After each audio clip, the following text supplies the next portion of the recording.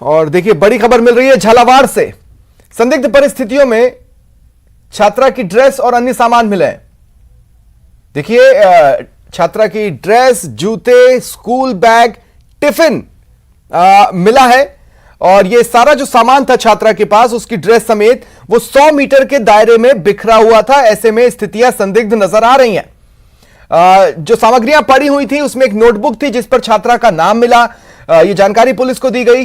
Police इस मामले में जांच शुरू कर चुकी है। भवानी मंडी के रामठी रोड इलाके में यह घटनाक्रम सामने आया है। फिलहाल पुलिस आसपास के तमाम जगहों पर पहुंच रही है। यह जानकारी जुटा रही है कि क्या वहां सीसीटीवी कैमरा लगा है, अगर लगा है तो क्या सीसीटीवी में कुछ रिकॉर्ड हुआ है जो इस केस में क्लू साबित हो।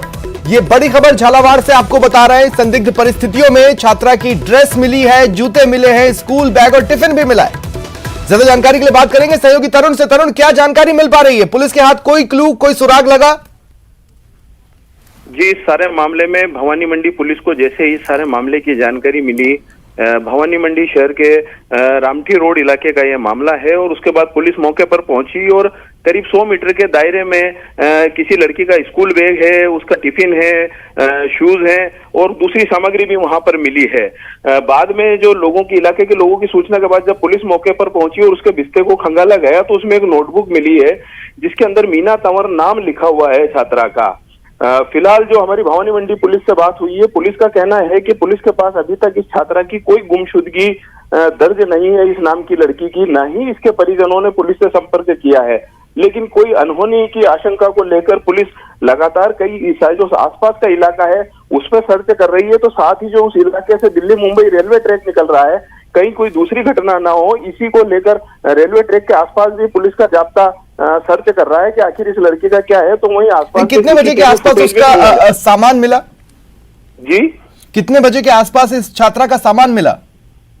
जी, ये आज सवेरे इसका लड़की का सामान वहां पर कुछ लोगों ने देखा और उसके बाद उन्हें इस मामले में किसी अनहोनी की आशंका हुई। उसके बाद उन्होंने पुलिस को सूचना दी और तभी से पुलिस आसपास के इलाकों में इस छात्रा की तलाश कर रही है और सीसीटीवी फुटेज भी खंगाल रही है। तो अभी तक कुछ भी सबूत या कोई सुराग हाथ नहीं लगा है?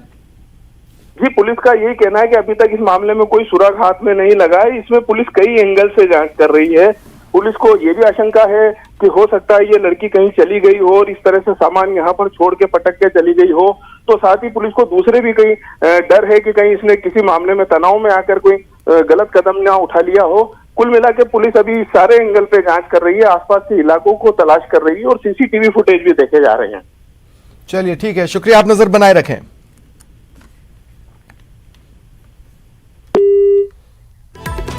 और बढ़ेंगे आगे। अजमेर से बड़ी खबर मिल रही है। एसीबी की बड़ी कार्रवाई सामने आई है। कृष्णगंज थाने में एसीबी ने यह कार्रवाई की। घूसखोर कांस्टेबल नाम सुशील कुमार एसीबी की कार्रवाई में ट्रैप हुआ है। 20,000 की घूस ले रहा था, रंगे हाथों पकड़ा गया। जानकारी मिल रही है कि वारंट जारी नहीं करने की एवज में इसने घूस मांगी थी। पहले भी आरोपी 15,000 की रिश्वत ले चुका था और दूसरी किश्त की रिश्वत लेते इसे पकड़ लिया गया। आरोपी के आवास और अन्य ठिकानों पर तलाश जारी है इस कांस्टेबल के संबंध में कि ये रिश्वत मांग रहा है। जानकारी एसीबी को मिली थी। एसीबी ने शिकायत का, सूचना का सत्यापन करवाया और सही पाए जाने पर इस ट्रैप की कार्रवाई को प्लान राज अंजाम तक पहुंचाया गया। जिस वक्त घूसखोर कांस्टेबल सुशील कुमार 20,000 की घूस ले रहा था, उसी वक्त उसे रंगे हाथों पकड़ लिया गया। अब उसके आवास और जो अन्य ठिकाने हैं उस पर तलाश की जा रही है। कड़ियां जोड़ने की कोशिश हो रही है कि क्या ये घूसखोर का पहला ऐसा मामला है जिसमें उसने रिश्वत ली या पूर्व में भी वो अन्य मामलों में रिश्वत लेता रहा है। अगर लेता रहा है तो वो कौन कौन से मामले हैं, इसके अलावा क्या अन्य स्रोतों से भी ये कमाई कर रहा था। तो अब तमाम बातें हैं जो कि जांच के दायरे में आ चुकी हैं। ये अजमेर से बड़ी खबर आपको बता रहे हैं। कृष्णगंज थाने में एसीबी ने कार्रवाई कर घूसखोर कांस्टेबल सुशील कुमार को 20,000 की घूस लेते ट्रैप किया।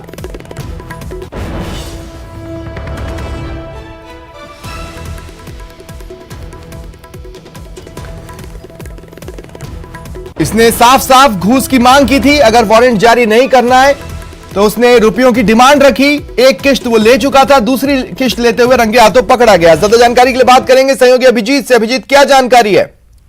देखिए, एसीबी अजमेर की जो स्पेशल यूनिट है उसको परिवादी की ओर से ये सूचना दी गई थी कि उनकी परिवादी की माताजी के खिलाफ 138 एनआई एक्ट में एक वारंट जो है वो कोर्ट की ओर से जारी हुआ है और उस वारंट के तहत गिरफ्तारी नहीं हो, वो वारंट तामील नहीं हो, इस एवज में जो कांस्टेबल है सुशील कुमार, उसने रिश्वत की मांग की थी।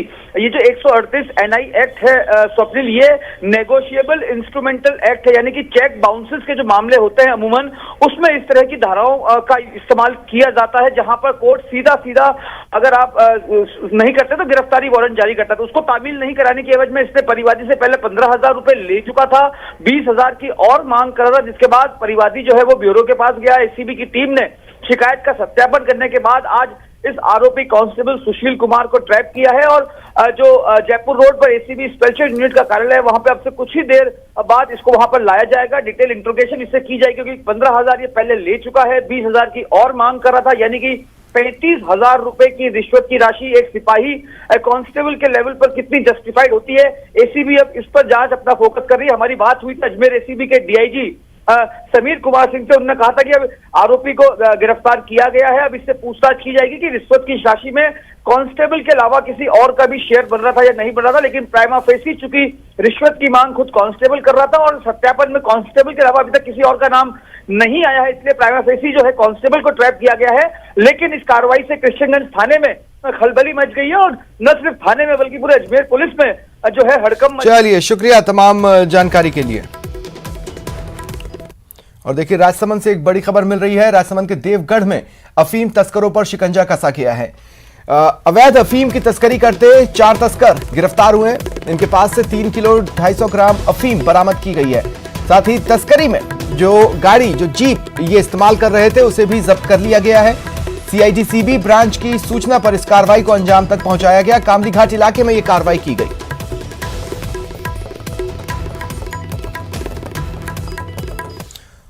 और इधर श्रीगंगानगर में भी 2 किलो हेरोइन बरामद हुई है। तो देखिए, नशे पर कुल मिलाकर प्रदेश में शिकंजा कसा जा रहा है। श्रीगंगानगर में 2 किलो हेरोइन बरामद की गई। अंतर्राष्ट्रीय सीमा क्षेत्र में 2 किलो हेरोइन मिली, जिसे बरामद किया गया है। अनूपगढ़ के 1 बीएसएम गांव की नर्सरी से ये बरामद हुई। ग्रामीणों की सूचना पर बीएसएफ ने यह हेरोइन बरामद की। 2 पैकेट थे, जिसमें कुल मिलाकर 2 किलो हेरोइन रखी गई थी, बरामद कर ली गई है। सहयोगी अशोक मेरे साथ जुड़ रहे हैं। अशोक, फिर एक बार अंतर्राष्ट्रीय सीमा क्षेत्र में हेरोइन मिली है। बिल्कुल, सीमा पार पाकिस्तान से ये हेरोइन ही ड्रॉप की जाने की पूरी संभावना जताई जा रही है जानकारों के अनुसार, क्योंकि बिल्कुल अंतर्राष्ट्रीय सीमा क्षेत्र का ही एक गांव है अनूपगढ़ उगढ़ क्षेत्र के बंद बीएसएम, जहां ग्रामीणों ने लावारिस हालत में एक पैकेट के अंदर 2 पैकेट देखे और दोनों पैकेटों में संदिग्ध पदार्थ मिला, जिसकी सूचना उन्होंने बीएसएफ को दी और बीएसएफ की बिंजोर पोस्ट के 23वीं बटालियन के जवान वहां मौके पर पहुंचे और दोनों पैकेट को कब्जे में ले लिया है। प्रारंभिक जांच में ये सामने आ रहा है कि दोनों पैकेट में तकरीबन 2 से 2.5 किलो हेरोइन है और इसकी भी पुष्टि की जाना बाकी है, क्योंकि अभी संदिग्ध पदार्थ क्या वाकई हेरोइन है या फिर अन्य कोई मादक पदार्थ है, इस बारे में भी जानकारी कंफर्म होना बाकी है। लेकिन मोटे तौर पर निश्चित तौर पर एक बड़ी कार्रवाई है। 2 किलो हेरोइन बरामद कर ली गई है। क्या किसी को गिरफ्तार किया गया है?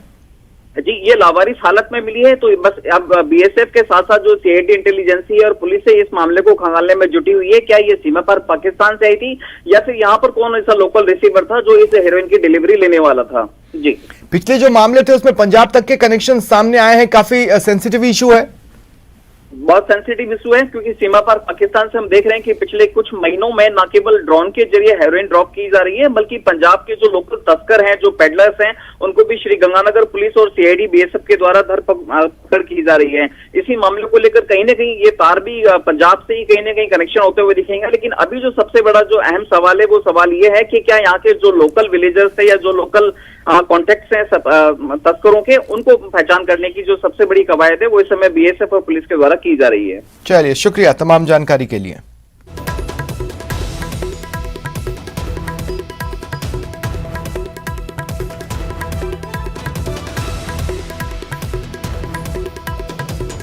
और अब बात कर लेते हैं प्रदेश सरकार के खिलाफ बीजेपी के हल्ला बोल की। प्रदेश में बिगड़ती कानून व्यवस्था को लेकर बीजेपी आज जमकर प्रदर्शन कर रही है।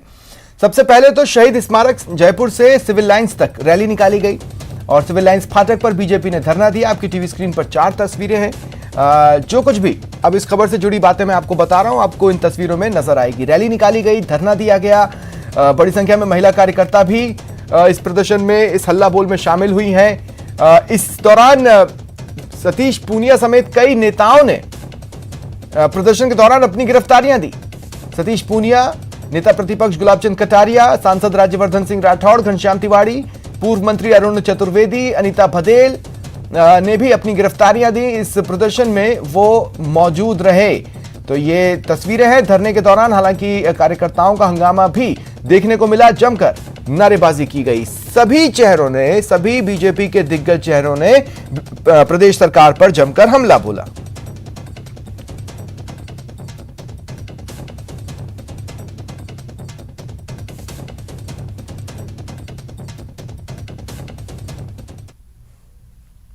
अब कानून के इकबाल खत्म होने जैसा हो गया, युवा के विरोध जैसा हो गया। महिला जिंदा जहां जलाई जाती है, साधु जहां जिंदा जल जाता है, जहां आम आदमी सड़क पर सुरक्षित नहीं, घर पर सुरक्षित नहीं, स्कूल में सुरक्षित नहीं, अस्पताल में सुरक्षित नहीं। ये फिल्म का ट्रेलर है। आने वाले दिनों में अशोक गहलोत के लिए कुर्सी बचा पाना मुश्किल होगा। जन आक्रोश के आंसुओं में, जन आक्रोश के थूक में ये अशोक गहलोत की सरकार बह जाएगी।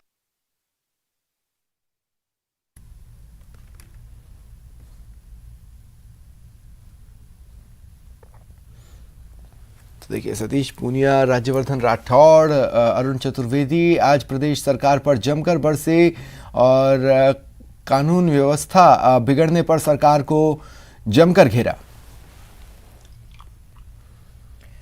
केंद्रीय जल शक्ति मंत्री गजेंद्र सिंह शेखावत आज जोधपुर पहुंचे। उन्होंने मीडिया से बात करते हुए गायों में लंपी रोग से होने वाली मौतों के मामले को लेकर प्रदेश सरकार पर निशाना साधा।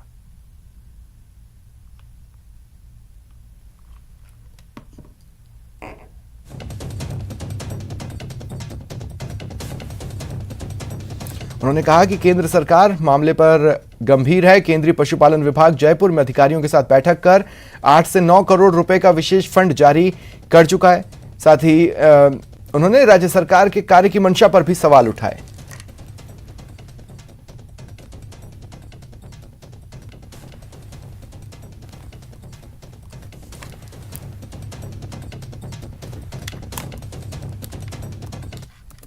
किसी भी प्रदेश की सरकार में स्टेट डिजास्टर रिस्पांस फंड का पैसा होता है, उसमें वो तुरंत इस पैसे को खर्च करके कार्रवाई कर सकते हैं।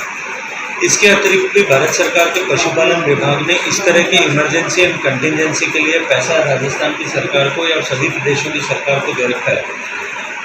आंकड़े की वो उसमें तो दावे के साथ नहीं कह सकता, पर लगभग 8-9 करोड़ रुपया जैसे मुझे सूचना मिली है राजस्थान सरकार के पास में भारत सरकार ने इस कंटिजेंसी पैसे के लिए भी दे रखा है, फंड के लिए दे रखा है, जिससे वो तुरंत दवाइयाँ खरीद सकते हैं। सरकार राजस्थान की पहले तो इसे जो है बहुत गंभीरता से लेना ही नहीं चाहती थी, लेकिन जब पानी सर के ऊपर से गुजर गया तब उन्होंने आनंद फानंद में प्रतिक्रिया करना शुरू किया। लंपी तेजी से पैर पसार रहा है। हाल यह है कि प्रदेश के 33 जिलों में से 29 जिलों में लंपी का संक्रमण फैल चुका है। 23,000 से ज्यादा पशुओं की मौत हो चुकी है, लेकिन अभी तक इसे महामारी घोषित नहीं किया गया है। अब तक 5.50 लाख पशुओं में लंपी संक्रमण। 33 जिलों में से 29 जिलों में लंपी फैला। 23,000 से ज्यादा पशुओं की मौत। सीमावर्ती जिलों में लंपी का कहर सबसे ज्यादा। लंपी वायरस के संक्रमण के यही आंकड़े डराने वाले हैं, चौंकाने वाले हैं। खतरे की घंटी है जो बता रहा है, चेता रहा है, सावधान कर रहा है और मांग हो रही है लंपी को महामारी घोषित करने की। पहले सबसे ज़्यादा अफेक्टेड थे जोधपुर डिवीजन और बीकानेर डिवीजन। हाँ, उन जिला में सब में मतलब आपका किसमें 300 किसमें 400 प्रति दिवस मरते थे। अभी का स्थिति में केवल 4 जिला है जिसमें 100 से अधिक मृत्यु है, पशु मृत्यु, जिसमें एक चूरू है, हनुमानगढ़ है, नागौर है और कुचामन सिटी है, जहाँ 100 से ऊपर है। और सभी जिलों में हमारा 100 से नीचे मतलब 100 प्रति दिवस से कम मृत्यु हो रही है। और पूरा स्टेट में करीब 1,1100 डेथ पर डे है। दरअसल राजस्थान में लंपी की गंभीरता को देखते हुए केंद्रीय पशुपालन मंत्री ने दौरा तो किया, लेकिन लंपी वायरस को रोकने, पशुओं की जान बचाने के लिए ना तो केंद्र सरकार ने इसे गंभीरता से लिया और ना ही राज्य सरकार धरातल पर कोई इंतजाम कर पाई है। देश के 10 राज्यों में पैर पसार चुके लंपी से अकेले राजस्थान में 5 लाख से ज्यादा पशु संक्रमित हो चुके हैं। फिर भी ना तो राज्य सरकार ने इसे महामारी घोषित किया है और ना ही केंद्र सरकार ने इसे राष्ट्रीय आपदा घोषित किया। राजस्थान में संक्रमण का आंकड़ा 5 लाख के पार करने के बाद अब राज्य सरकार केंद्र सरकार की नींद टूटी है और केंद्र सरकार से लंपी को राष्ट्रीय आपदा घोषित करने की मांग को लेकर पत्र लिखने की तैयारी कर रही है। इसका लिए जैसे 6 तारीख को जो बैठक हुआ था, गवर्नमेंट ऑफ इंडिया का मंत्री महोदय आए थे, तब हम मतलब उनसे मांग किए थे कि इसको राष्ट्रीय आपदा घोषित किया जाए। तो तब संक्रमण इतना ज़्यादा नहीं था और अभी का स्थिति को देखते हुए हमारा राज्य सरकार की तरफ से प्रस्ताव हम भारत सरकार को भेज रहे हैं, इसको राष्ट्रीय आपदा घोषित किया जाए ताकि जो पशुपालकों का जो पशु मृत्यु हुआ है उनको राहत मिल पाए। आखिर लंपी को महामारी क्यों घोषित किया जाना चाहिए, इसे समझना है तो जरा इन आंकड़ों पर गौर फरमा लीजिए। लंपी से अब तक जोधपुर में 65,475 पशु संक्रमित पाए गए हैं, जिनमें से 2,546 पशुओं की मौत हो चुकी है। श्रीगंगानगर में 69,000 संक्रमित पशुओं में से 3,800 पशुओं की मौत हुई है। वहीं हनुमानगढ़ में 41,000 संक्रमित पशुओं में से 2,300 की मौत हुई है। बाड़मेर में 62,000 संक्रमित पशुओं में से 2100 पशुओं की मौत, तो जैसलमेर में 31,000 संक्रमित में से 850 की मौत हो चुकी है। बीकानेर में 49,000 संक्रमित पशुओं में से 1,800 की मौत, चूरू में 38,000 संक्रमित पशुओं में से 1,500 की मौत, नागौर में 45,000 संक्रमित में से 2,300 पशुओं की मौत, कुचामन सिटी में 19,000 संक्रमित में से 1,500 की मौत हो चुकी है। ये आंकड़े डराने वाले हैं। हालांकि प्रदेश सरकार वैक्सीनेशन पर जोर दे रही है। वैक्सीनेशन में मैं टोटल 21 लाख वैक्सीन हमारा गोपालन विभाग से और 5 लाख वैक्सीन हमारा पशुपालन विभाग से मिला करके 26 लाख वैक्सीन का मतलब हम परचेस का मतलब पाइपलाइन में है, जिसमें से 10,70,000 वैक्सीन का मतलब ऑर्डर हो चुका है और 1 लाख वैक्सीन हमारे पास आ चुके हैं। तो वैक्सीन को लगाने का जो तरीका है, बेसिकली पहले हम इसमें एडवाइजरी जारी किए थे और लोगों को ओरिएंट कर लिए हैं और जितना हमारा डॉक्टर्स भी ओरिएंटेड है। इसका जो स्ट्रैटेजी है बेसिकली जहां अभी LSD फैली नहीं है उन जिलों पर ज़्यादा फोकस रहेगा हमारा। दावे अपनी जगह हैं और हकीकत अपनी जगह। सच तो यही है कि लंपी तेजी से पैर पसार रहा है और इससे पशुपालकों की आर्थिक सेहत खराब हो रही है। जरूरत है तो बस लंपी को महामारी घोषित करने की। जयपुर से न्यूज़ 18 राजस्थान के लिए राकेश शर्मा की रिपोर्ट। बात नई आबकारी नीति पर घिरती केजरीवाल सरकार की, जिसे लेकर द कश्मीर फाइल्स फिल्म के निर्देशक विवेक अग्निहोत्री ने दिल्ली सरकार पर हमला बोला। अग्निहोत्री ने ट्वीट कर लिखा, हाल के दिनों में ही अरविंद केजरीवाल और आम आदमी पार्टी ने भ्रष्टाचार के मामले में कांग्रेस को पीछे छोड़ दिया है। देखिए, अपने ट्वीट में विवेक अग्निहोत्री ने आगे लिखा है कि यदि आप वास्तव में जानना चाहते हैं कि यह कितना भ्रष्ट है तो आप किसी भी आप कार्यकर्ता से बात करें या कोई भी मीडिया कर्मी दरवाजे के पीछे।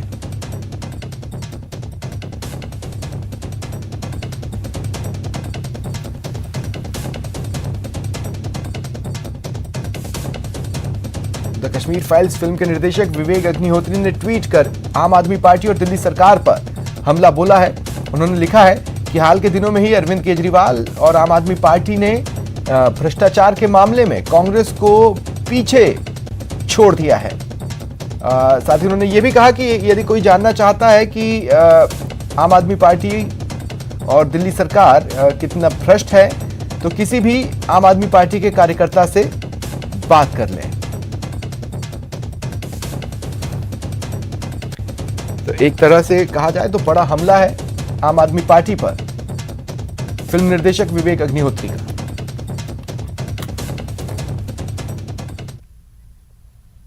फिलहाल इतना ही, नमस्कार।